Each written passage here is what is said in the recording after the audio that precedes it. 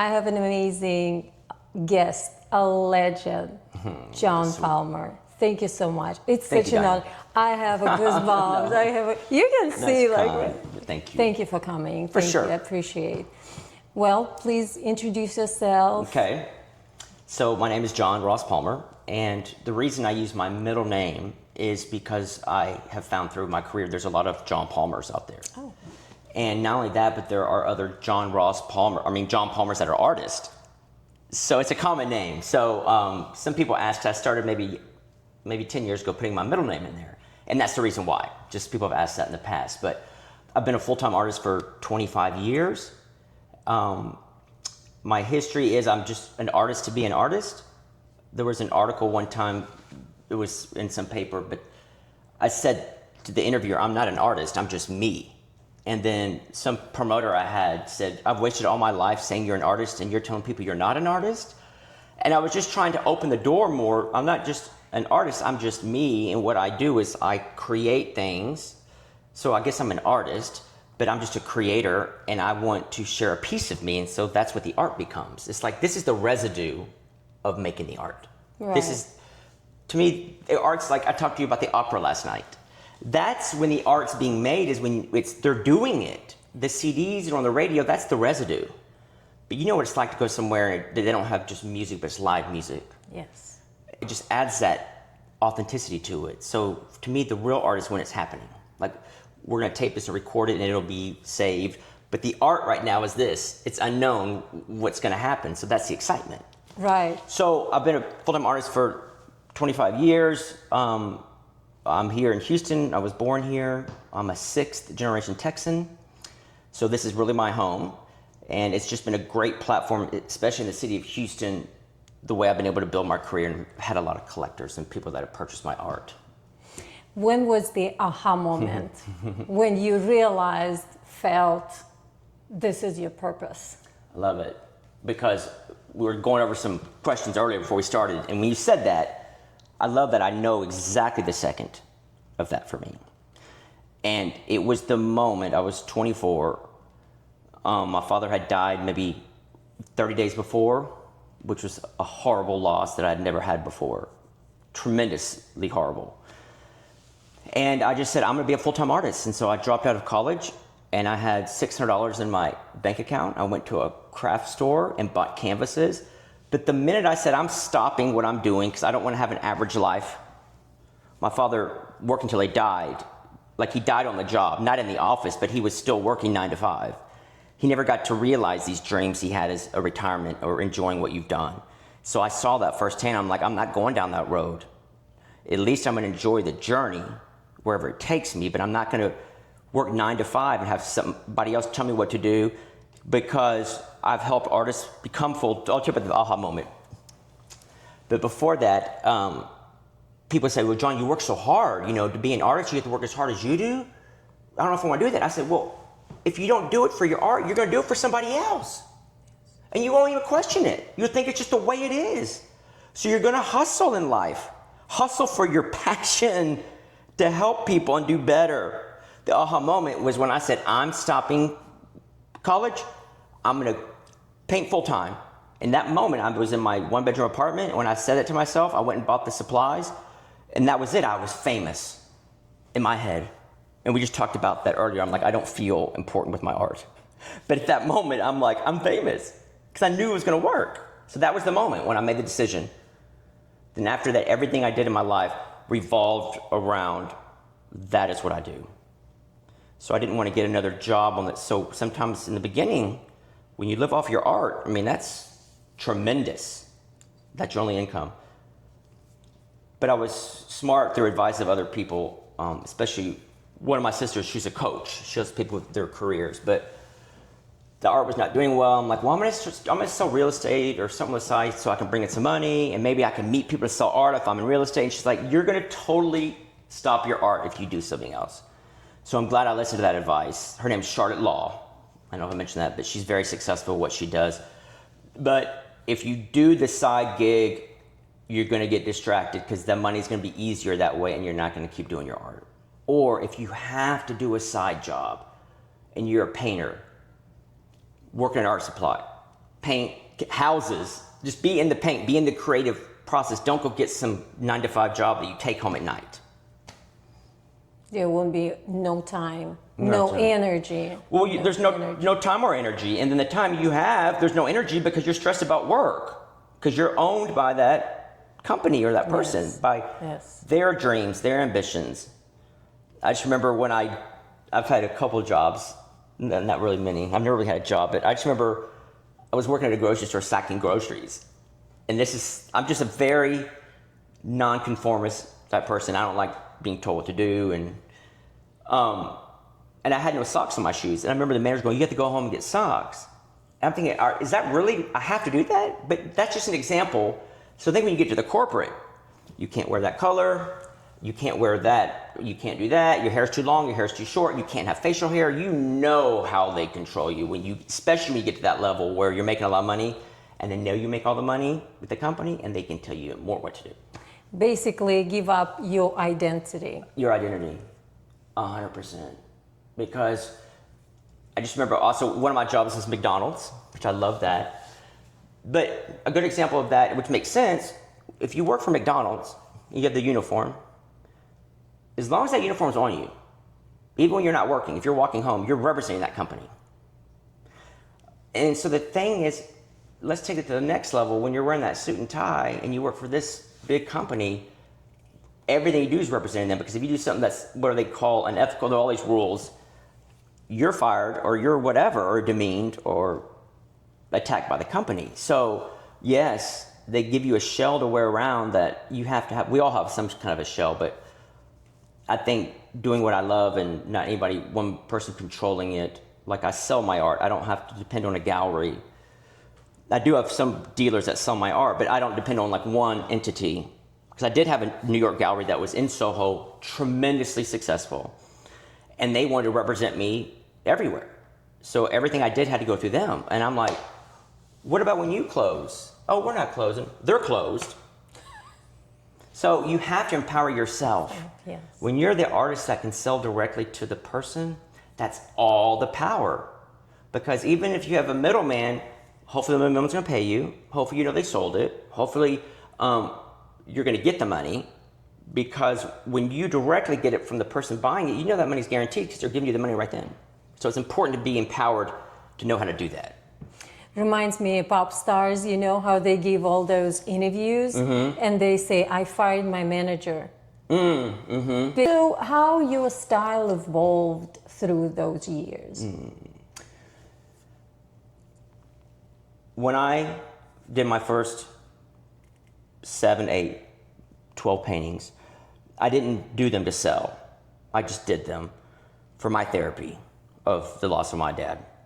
And they were the first abstract paintings I ever did. Because I was always known to be an artist because I could always render well in elementary school. And I'm left-handed. And I was ready to do something different, the abstract, which was very interesting because the first show no gallery wanted to show me in Houston. Too young, by all these excuses, so I said, I'm going to do my own, which I did. I built my own first gallery with credit card, cash advances. But for this, I might get back to a part of that, but for the style to change, I think I started painting for my own reason. And so because of that, I've always been able to evolve as my art evolves. So I can look at a painting and I can know within a year when it was made. Even the gallery I said that I represented me in New York, it was a very big show. And again, this is in Soho. This is not like in Chelsea, 4 floors up. This is ground level. This is big. But all the art gets delivered. I get there a couple days early. They open up like, we don't want this. This is not what you did last year. And I'm like, are you kidding me? You want me to do the same stuff? I mean, this is so corporate. This is so boring. I'm like, this is what I'm doing now. And it was fine. It sold, of course, because my art's good. But I couldn't believe that even the gallery was trying to put me in my place to configure to what they thought I should be painting. So through all that, and that's why I'm able to have wonderful people that collect several pieces of my art because it's so different. So if I'm doing real bright, aggressive colors, that was an aggressive time, or if I do soothing or landscape. So it really follows where I am. And I do everything from abstract to very realistic. So a very good story about my first show, I did, everything I brought there, it was not totally abstract, meaning it was me feeling safe abstract, where it'd be circles and squares, because the one that was like this, I'm like, ugh. People are gonna say, what is it? And I won't know what to say. So let's say I had 10 paintings. I had my little Ford Ranger pickup truck in the back, in the bed, and I'll bring them up there, hang them, and then I go to get the last one. The last one is totally abstract, like this, large. It's when I was buying the canvases that were real thin because they were cheap. And I put it in the bed of the truck, and I'm driving up to the place. This is a Smoky Bar. That was my glamorous start in the art world, was the Smoky Bar. The painting, it keeps catching air. I look in the rearview mirror, and it's like the air catch. I see it flipping up, like way up. And I remember thinking, I don't care if it falls out, because I'm embarrassed to show it because it's totally abstract. I was intimidated, but it made it. And that was the first painting I sold that night. So that's how far I've come with the confidence of thinking, what are they going to say and what it is? It's just beautiful. Color, form. God, I wish I still had that painting. I didn't sell it. But anyway, so my art evolves as I do.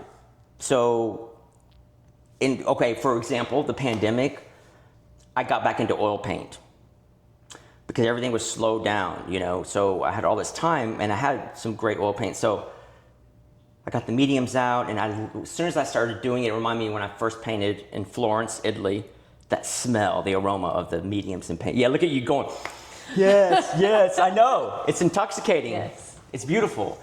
So during the pandemic, since, again, things were slow, I was able to pull that out, and I started doing oil, and I started doing very small, going back to more representational.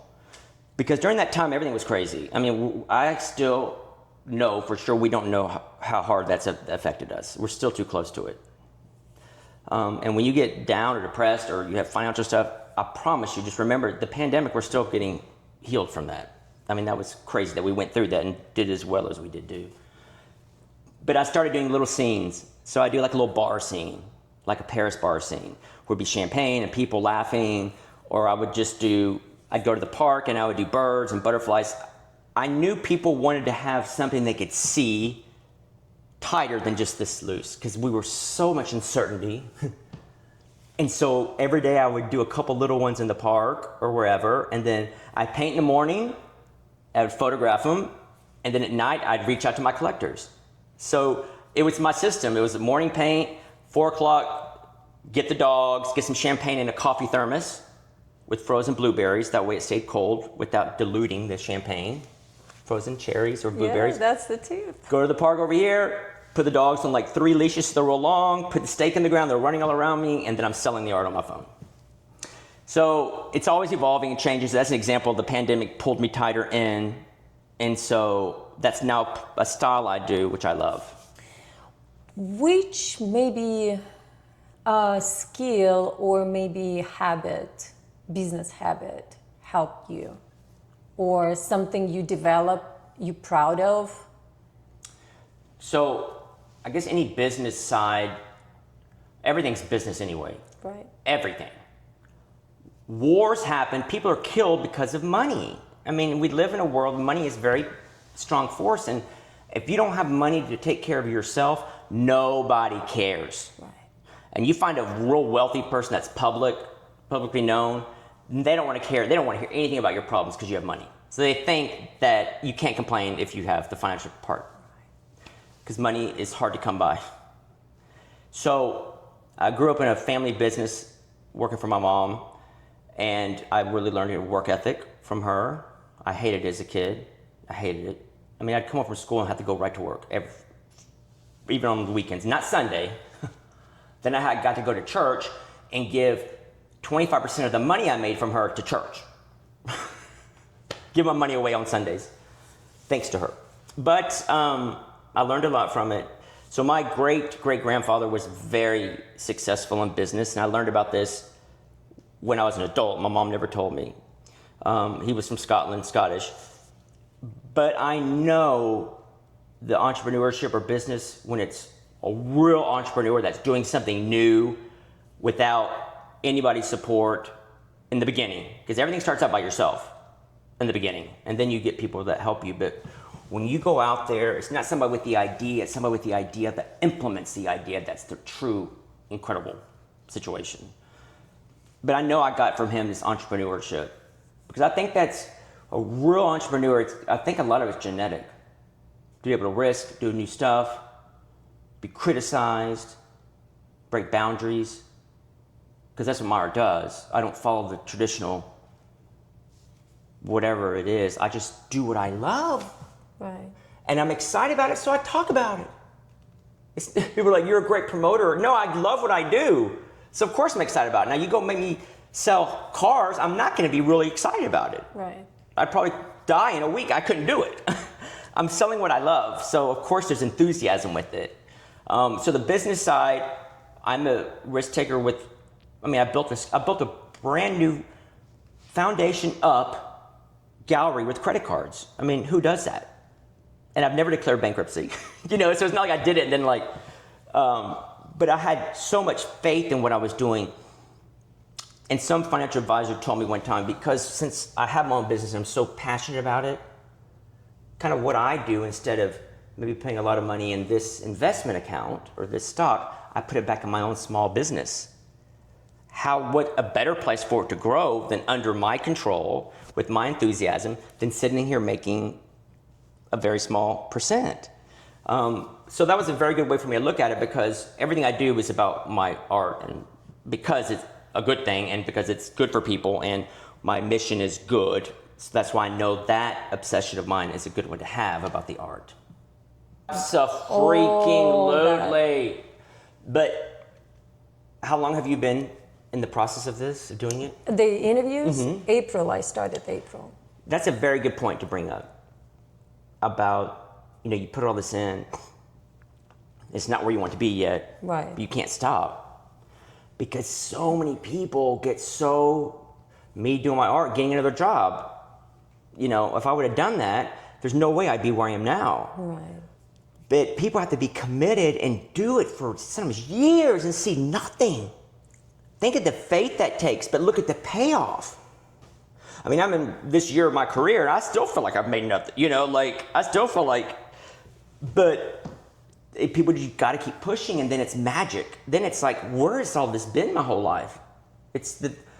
I love it. It's like the practice, the little things. Like the opera. Think of all the hours each person in this huge orchestra put. All the training by themselves late at night. They're tired, they're bored, how depressing. They're like, I'm over it. And then you get this incredible opera. Right.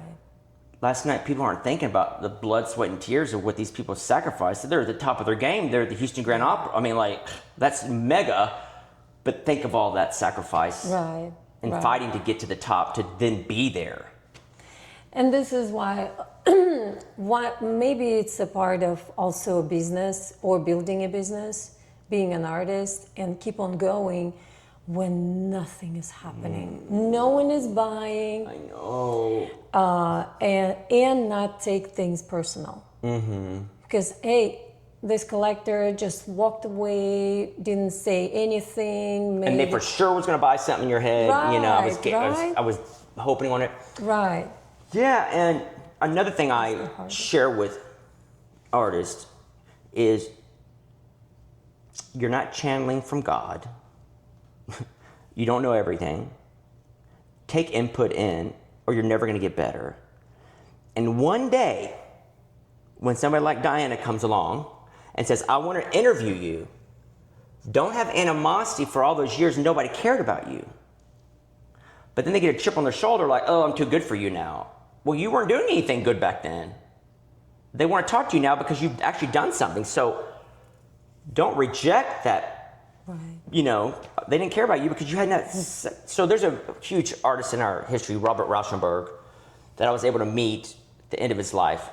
But I asked him, I said, why don't artists make it work? Why are they not successful? And he said, they're not willing to go through their 300 horrible paintings to get to their good stuff. So if you haven't done 300, don't even tell me why you're not successful. You're not doing enough. So you got to keep going out there and doing it. When, like you're saying, nobody's buying. It's painful. It is. I get it. And it's all this art stacked around me. It's like I love to look at books by Picasso. I love a quote he said. He said, I want to be a rich man and live like I'm poor. Have all the money, but don't show it. You have it, but just live like an artist. I love that quote. But if you look back and do this now that I'm saying, but go look at some of his old books, big coffee table books where it has him in his studio and whatever. The studio's packed and piled with paintings. I'll say hundreds, but whatever. 50, I mean, they're stacked. Well, and so we're in real time with that. So you see them stacked here, like, well, if you're so great, why are they here? They're always here like this at some point in your life. Right. Think of each Picasso what it's worth now, but you go look at these pictures, and they're just stacked everywhere. Right. But eventually, look where he became. He never stopped. He was. I always think of Picasso more of who he. Pablo was Pablo. He wasn't an artist as much as he was just himself. Right. I think they named him the most productive artist because it was like thousands and thousands and thousands, and he was painting till like the day he died. He would go to a bullfight. He loved bullfights, and he'd give the Matador a painting. He would go to a restaurant and give people paintings. I have a painting I bought of Pablo Picasso. And it's a great story. It's small, it's ink, and the story behind it, because I have the letter that explains the painting. Okay. So this lady was in the Côte d'Azur in France. She was going to this real fancy restaurant. And she's sitting there, she looks up, there's Pablo Picasso in the restaurant, and she was reading a book. So she goes over to his table just to say hi to him. And he says, give me your book. He gets the book, he does a sketch in it, and gives her back the book. So she writes a 3-page letter about this whole experience in her hand, like in the 50s, and puts that Picasso painting in there, folds it up, folds the 3-page letter, and mails it to a friend. So I was able to purchase the envelope, the letter, the painting. But what a badass person. He's at his dinner, and you're gonna go up there, and he's gonna do something for you. Think how many artists think they're just so good. Must have so fancy. That's a big attitude a lot of times with artists. What's one of the big, best, most well-known? Pablo Picasso, and he gave it away like that experience. Right. That's the way I want to be. It's also, I think, a good point too. So that Picasso that I have, that's not going to be worth as much as the Picasso like this.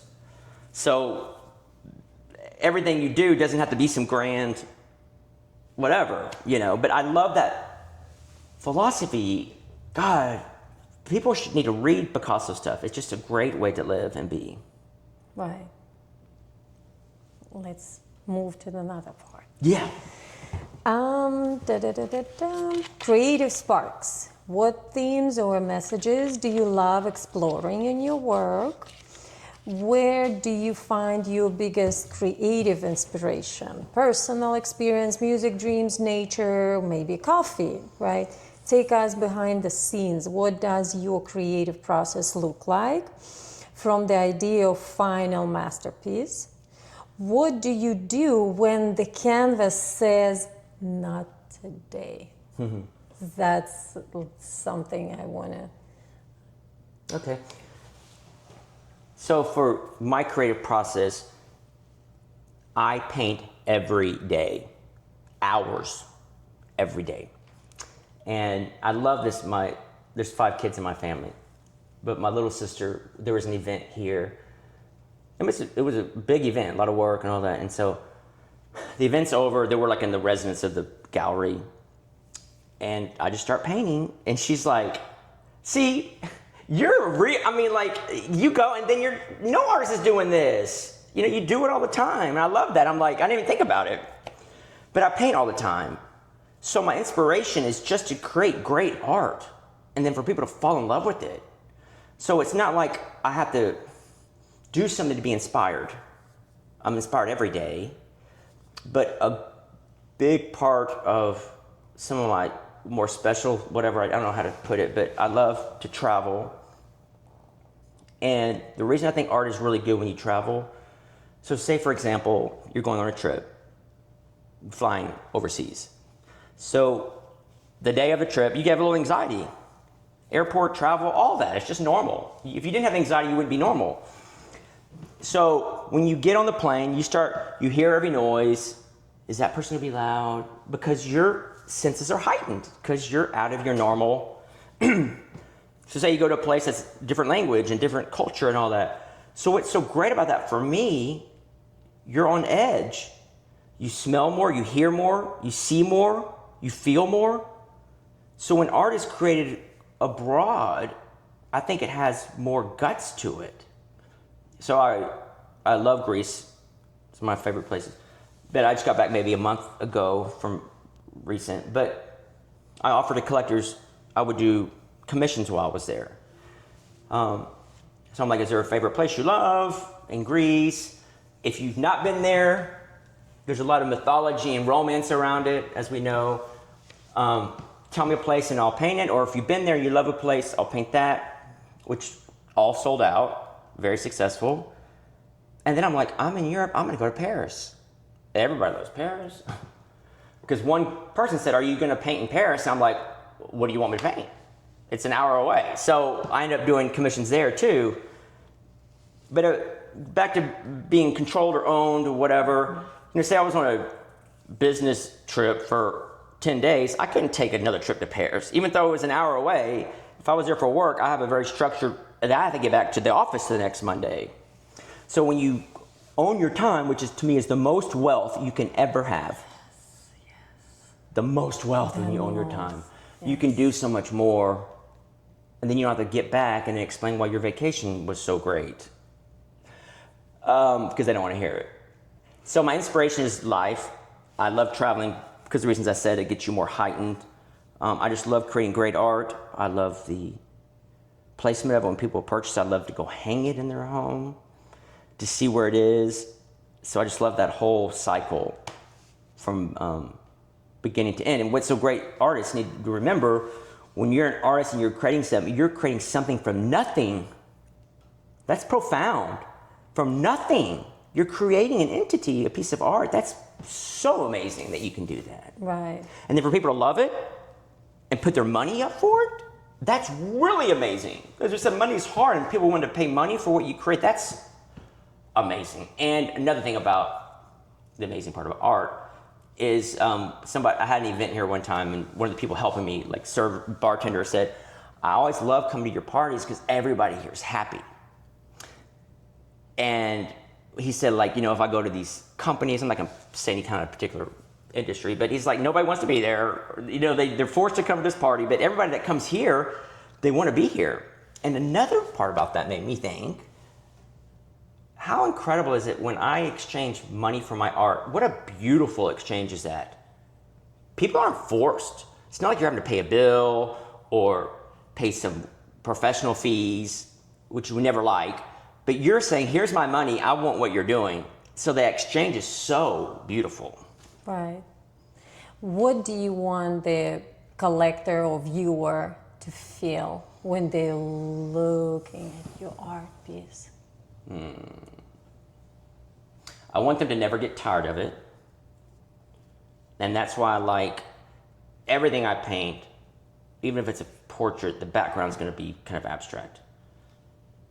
Because if something's too photorealistic, once you see it, you've seen it. You don't want to go investigate it again. Oh, look at this example. Right off the wall. Then I'll tell you why I did this. Joan Rivers, I did her portrait. She's awesome. And you know why she did so much and why she's one of the top comedians in the history? Because she had to hustle. She had to pay bills. A lot of people don't know, but like her husband committed suicide. I mean, she went through a lot. Johnny Carson turned his back on her, the most important person in Hollywood, said, you're nothing, and she still survived. But I pull this down now just for that. But if I painted this, just like this, after you see it once, you've seen it. It's a photo, so you're not gonna look at it again. But this, it's always gonna be something new because of the gestures. It's never gonna get old. Put Joan over here, I like her. But, so I don't want people to get tired of it. I want it to always be interesting. And I just want it to be real authentic, real good art. How do you protect your art process from the successful noise around you? Because I don't feel successful. So that's it. I guess because we talked about this at the beginning before we started, but I don't feel that. So I don't know how to, I mean, there's no noise. What do you wish you'd had when you just started your journey?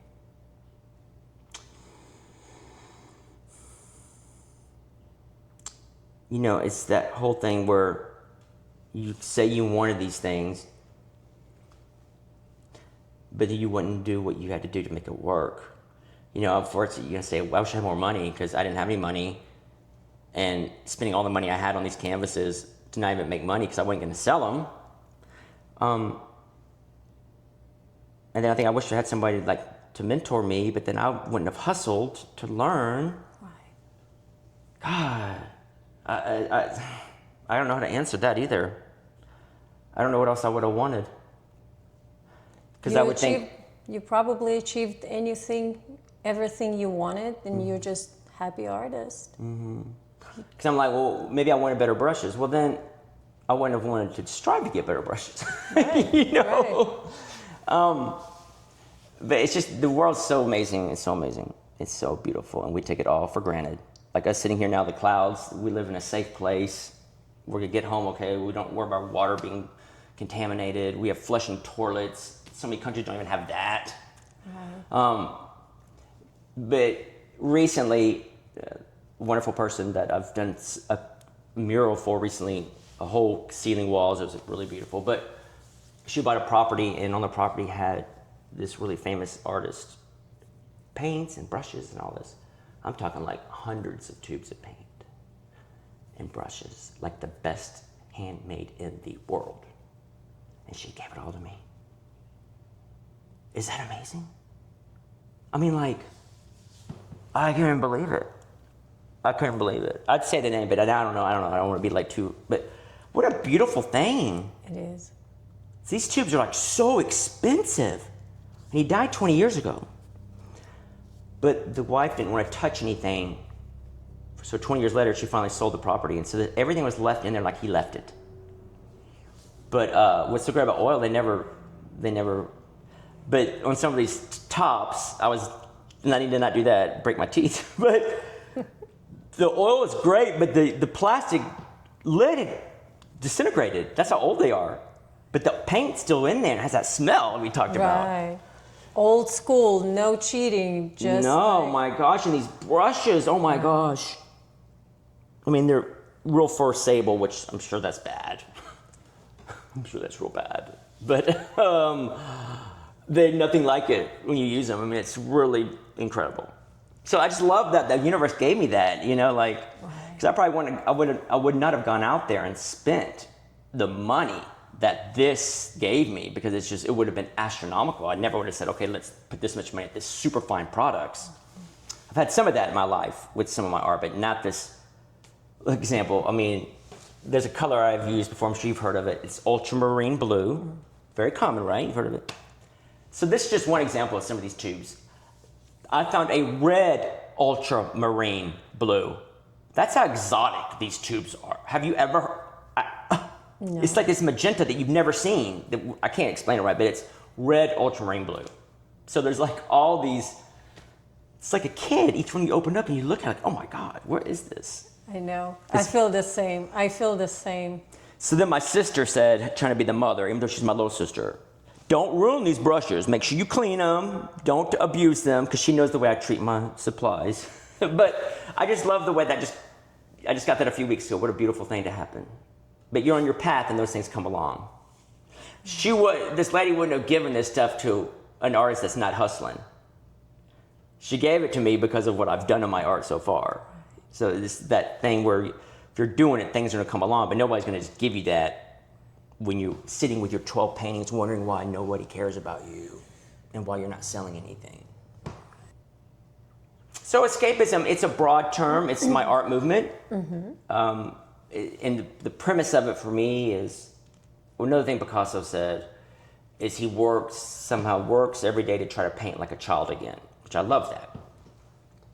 get back to really what you're about, not what you've been told to do and that. So escapism for me is getting back that birthright of the freedom of this. Because if you do this, you do this when you're 5 years old, nobody cares. Paint in the line, sketch this, then they think you're an artist. Then you get to do this. But you're doing this as a kid, it's just hard to do for somebody that doesn't paint. So it's going back to what you have in you to create. So that's what the escapism movement's all about. So when I work with artists, or because I'm always willing to talk to an artist, here's another good thing. It's a good thing for you to think about too. When anybody wants an appointment with you, hey Diana, I want to talk to you about something. What I usually do is, I didn't do this with you, I don't know why, because I just liked you right away. But say, give me a call in 30 days, 90% won't call you back. That's how I vet out people wasting time. Right.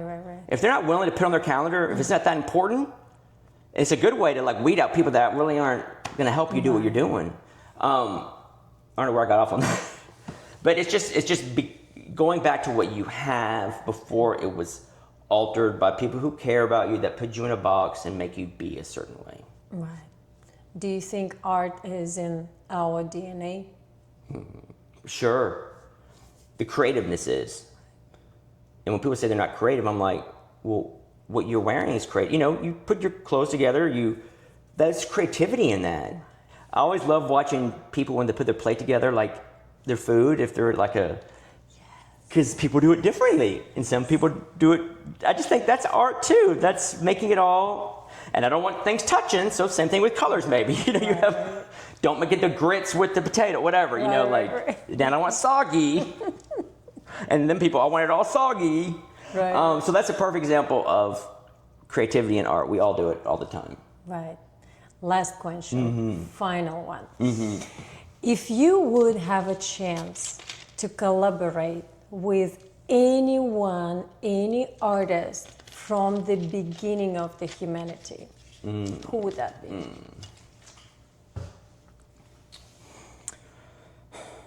Picasso.